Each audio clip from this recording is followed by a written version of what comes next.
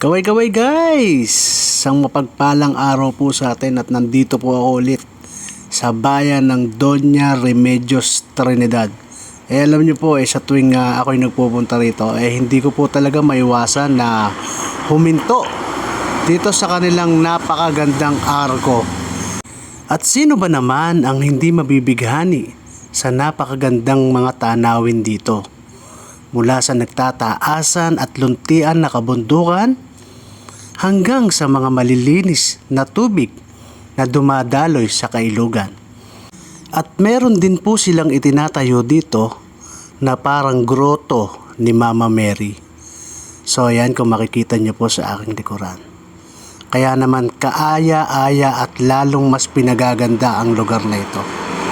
Kaya mula po dito sa bayan ng DRT, ito po ang Rainier Sumawe TV at palagi po natin tatandaan, God is good all the time.